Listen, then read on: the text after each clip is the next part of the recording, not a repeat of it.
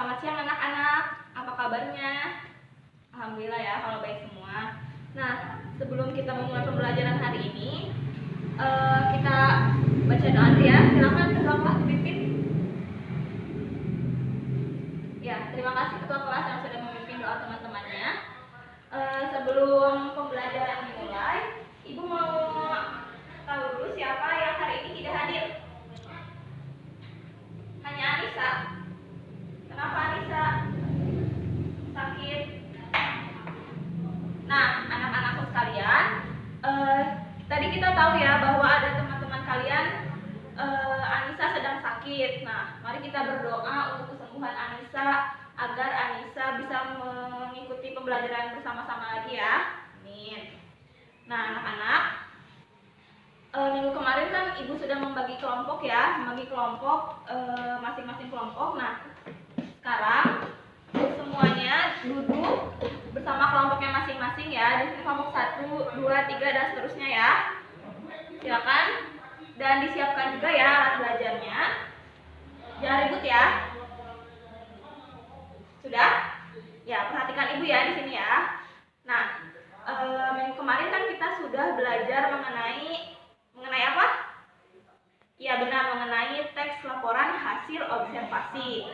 Jika minggu kemarin kita membahas mengenai pengertian teks laporan hasil observasi, bagaimana struktur teks laporan hasil observasi, bagaimana ciri kebahasaan teks laporan hasil observasi, dan bagaimana cara menentukan pokok pikiran atau ide pokok dalam suatu paragraf ya. Nah, hari ini kita akan belajar lebih mendalam mengenai teks laporan hasil observasi ya.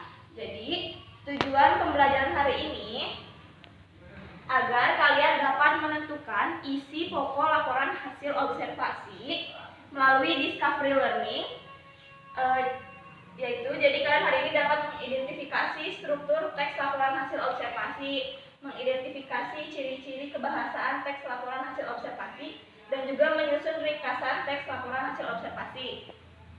Nah, sebelumnya Ibu ingin mengulas lebih dahulu ya pembelajaran minggu kemarin. Kalian pasti sudah membacanya kan di rumah, mengulas kembali. Nah, hari ini Ibu ingin bertanya, siapa yang masih ingat mengenai pengertian dari teks laporan hasil observasi? Silakan kelompok 5. Ya, benar. Jadi, tadi menurut kelompok 5, teks laporan hasil observasi itu adalah teks yang berisi tulisan mengenai pengamatan secara detail mengenai suatu objek ya. Ya. Kemudian Ibu ingin bertanya mengenai struktur teks laporan hasil observasi. Siapa di sini yang ingin menjelaskan? Ya, silakan kelompok 3. Nah, benar sekali ya menurut kelompok 3. Jadi, struktur teks laporan hasil observasi itu ada 3 ya. Ada pernyataan umum, ada definisi bagian, dan ada definisi manfaat. Nah, sebelumnya Ibu mau bertanya, apa itu definisi manfaat? Silakan kelompok 1. Nah, ya benar sekali ya. Jadi definisi manfaat itu adalah paragraf yang berisikan mengenai manfaat dari objek yang kita amati ya. Sekarang Ibu ingin bertanya, apa itu definisi bagian? Ya, kelompok 2. Ya, benar sekali. Jadi definisi bagian itu adalah penjelasan lebih rinci dari pernyataan umum sebelumnya ya. Nah, selanjutnya Ibu ingin bertanya, apa saja ciri-ciri kebahasaan dari teks laporan hasil observasi? Ya, kelompok 4. Ya, benar sekali. Jadi ciri-ciri teks laporan hasil observasi itu ada 5. Yang pertama adalah adanya kata verba, adanya kata nomina, frasa verba, dan frasa nomina. Yang kedua itu adanya afiksasi. Afiksasi adalah proses pengimbuhan. Yang kelima adalah adanya kalimat deskripsi dan kalimat definisi. Nah, yang keempat itu adalah adanya kalimat simpleks dan kalimat kompleks ya.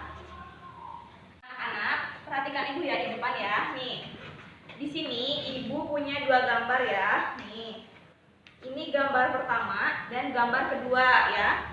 Bisa terlihat sampai belakang? Ya.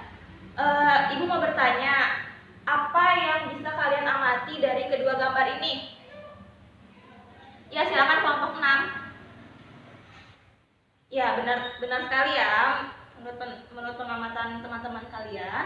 Jadi di sini ada gambar tentang lingkungan yang bersih dan lingkungan yang kotor ya. Karena di sini kalian bisa lihat ya banyak sekali sampah ya. Terus dari gambar ini, adakah yang mau bertanya? Silakan kelompok 3. Ya, adakah yang mau menjawab pertanyaan dari kelompok 3? Ya, silakan kelompok 5. Ya, benar sekali ya. Jadi kedua gambar ini itu adalah salah satu contoh dari objek pengamatan teks laporan hasil observasi ya. Jadi kalian bisa menggunakan lingkungan yang bersih dan lingkungan yang kotor sebagai objek pengamatan ya. Nah, anak-anak, di sini ibu akan memberi tugas kepada masing-masing kelompok. Silakan dibuka buku halaman 9-nya. Sudah? Di situ ada teks laporan hasil observasi yang berjudul wayang. Ada? Ada ya. Nah, tugas dari masing-masing kelompok yaitu mendiskusikan mengenai struktur teks laporan hasil observasi dan juga ciri-ciri kebahasaan teks laporan hasil observasi. Lalu setiap anggota kelompok menyusun ringkasan teks laporan hasil observasi. Jadi kalian menentukan ide pokok dalam setiap paragraf lalu disusun menjadi ringkas ya. Nah, setiap anggota kelompok membuat, lalu setiap kelompok memilih satu ringkasan yang menurut teman-teman kelompoknya terbaik sebagai perwakilan kelompoknya ya. Ibu beri waktu 20 menit untuk setiap kelompok mendiskusikan tugasnya. Jika ada yang kurang jelas mengenai tugas yang ibu berikan, boleh ditanyakan. Silakan kerjakan ya, jangan berisik ya.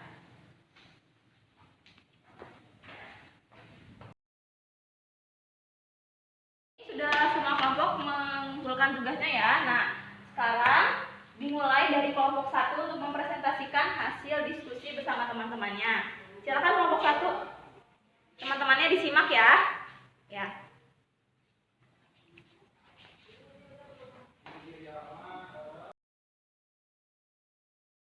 Nah, sudah semua kelompok mempresentasikan hasil diskusinya ya.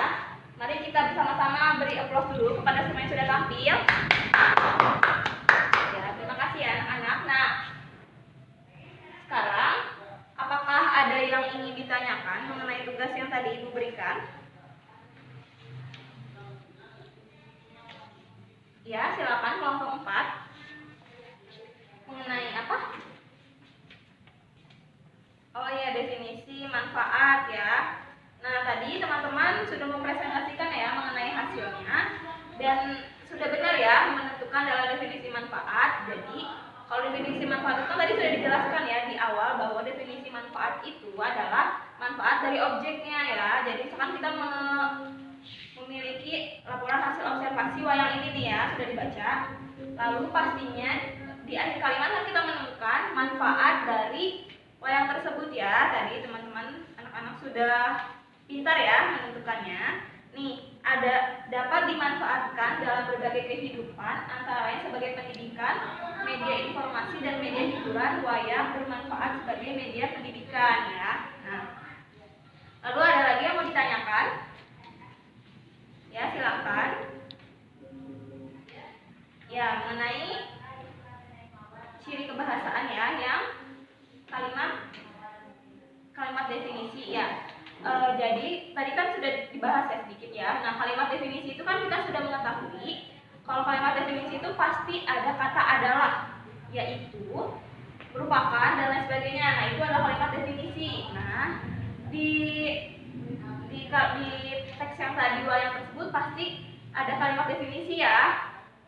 Contohnya itu seperti wayang adalah seni pertunjukan yang telah ditetapkan sebagai warisan budaya asli Indonesia. Nah, di sini ada kata adalah, berarti ini adalah kalimat definisi.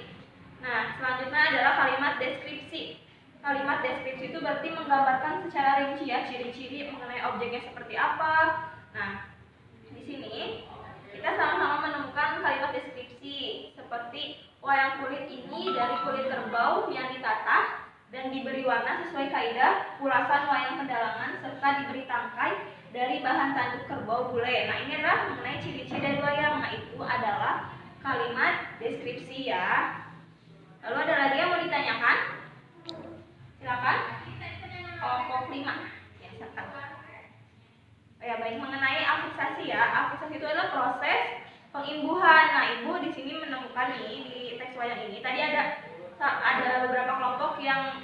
juga analisis yang sama nih. Contohnya adalah afiksasi itu kata berasal nih. Berarti kata berasal itu mengalami proses pengimbuhan ya, karena ada kata ber itu adalah pengimbuhan ber, dan juga kata dasar asal. Jadi adanya berasal, nah itu adalah adanya proses pengimbuhan. Nah itu berarti adanya afiksasi, dan masih banyak lagi sebenarnya di dalam teks wayang ini. Ada lagi yang mau ditanyakan? Ya, mengenai definisi.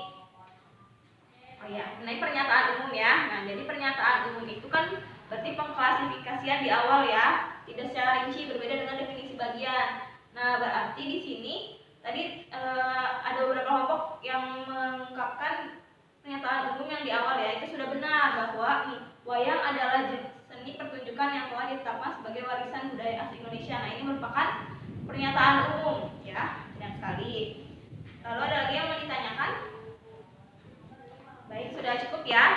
Nah, berarti sekarang kita sama-sama meringkas materi hari ini. Berarti ketika kita mau mengungkapkan struktur teks laporan hasil observasi, berarti kita harus menuliskan pernyataan umum, definisi bagian, definisi manfaat. Lalu jika kita ingin mencari tahu ciri-ciri kebahasaan yang ada dalam teks laporan hasil observasi, berarti kita harus menemukan kata verba, kata nomina, frasa verba, frasa nomina, lalu adanya afiksasi, adanya kalimat definisi, kalimat deskripsi, dan kalimat simpleks dan kalimat kompleks ya. Nah, anak-anak, hanya sekian pertemuan dari Ibu, semoga dapat bermanfaat ya. Nah, nanti pertemuan minggu depan kalian pelajari lebih mendalam mengenai teks laporan hasil observasi, karena kita akan bersama-sama membuat teks laporan hasil observasi. Jadi dipelajari lagi ya di rumah ya. Nah, sekian pertemuan hari ini. Terima kasih. Wassalamualaikum warahmatullahi wabarakatuh.